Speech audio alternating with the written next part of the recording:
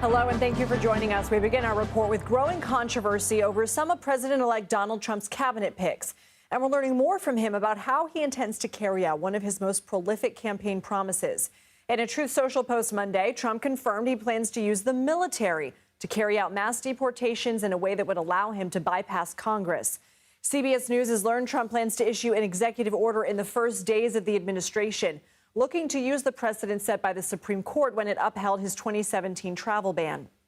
During an event announcing a new task force to crack down on drug trafficking at the border, Arizona Democratic Governor Katie Hobbs responded to questions about whether she would work with the incoming president on some of his planned border policies, like mass deportations. I will not tolerate misguided policies that don't actually help with the critical work that's happening here, that you're seeing here today, that actually keeps our communities safe and secure. I will not tolerate terrorizing communities or threatening Arizonans. We have learned about yet another pick for Trump's cabinet. He announced Monday night he plans to nominate former Wisconsin Congressman Sean Duffy as Transportation Secretary. Meanwhile, a growing number of lawmakers are putting pressure on the House Ethics Committee to release a report into Trump's pick for Attorney General, former Florida Congressman Matt Gaetz. Gaetz has been accused of sexual misconduct. He denies all alleged wrongdoing and calls the Ethics Committee investigation a smear. CBS News' Major Garrett interviewed Joel Leppard, the lawyer of two women who testified about Gaetz' alleged misconduct, about what they told the House Ethics Committee. In this gated community in Orlando in July 2017, former Congressman turned Attorney General pick Matt Gaetz attended a party where his conduct has raised questions, legal and ethical, for years. The House wanted to know if he was taking precautions, so there were no cell phones allowed. Joel Leppard represents a woman who says she attended knowing she would be paid to have sex with guests. She arrived at the party.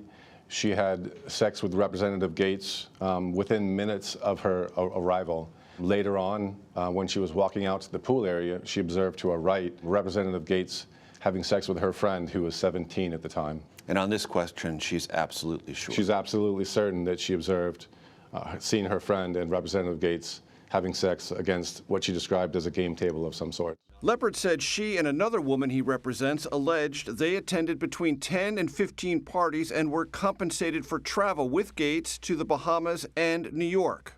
He says the committee has Gaetz' Venmo and PayPal transactions that allegedly show payments for sex and text messages where he refers to illegal drugs in code words. Representative Gaetz would use terms like, can you make sure that there are party favors present, or who's in charge of the party favors? Gaetz has denied all wrongdoing. I have not had a relationship with a 17-year-old. Under Trump Attorney General Bill Barr, the Department of Justice launched an investigation into Gaetz in 2019. But last year, the Biden Justice Department informed him it would not be bringing charges. Congressman from Florida is a great guy. Trump is sticking by Gaetz. Some Republican senators have called on the Ethics Committee to release a report on its investigation, while Democrats have said they might seek testimony from witnesses. I gather they're frightened about having their identities revealed. Absolutely. They've been through heck, let me tell you. He says they want the Ethics Committee to release its findings. And the American people would know, and they could decide if that's the person they want to be the next Attorney General of the United States. I want to bring in Sophia Cai. She's a national politics reporter for Axios. Sophia, thank you for being with us. What level of pressure is mounting on Capitol Hill against Gaetz? What would be the bar to block his potential appointment? Would it depend on what this House Ethics Committee report reveals if it's released? Well, first they would have to get the report, and Senator Thune can only afford to lose 3 Republican senators. At this point, we've identified 6 senators that are, to watch. And they include Mitch McConnell. They also include Lisa Murkowski and others who could potentially raise questions to block some of these appointments. One step that a lot of these nominees will take is they'll sit in private meetings and have a chance to answer questions from bipartisan senators, about what qualifications they have, how they see their roles. And so somebody like Matt Gaetz will still have an opportunity even before going before the committee.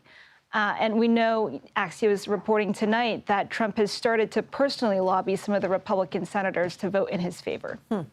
You write in a recent Axios piece, You write, quote, emboldened by his decisive victory in last week's election, Trump is testing just how far he can bend elected Republicans to his will.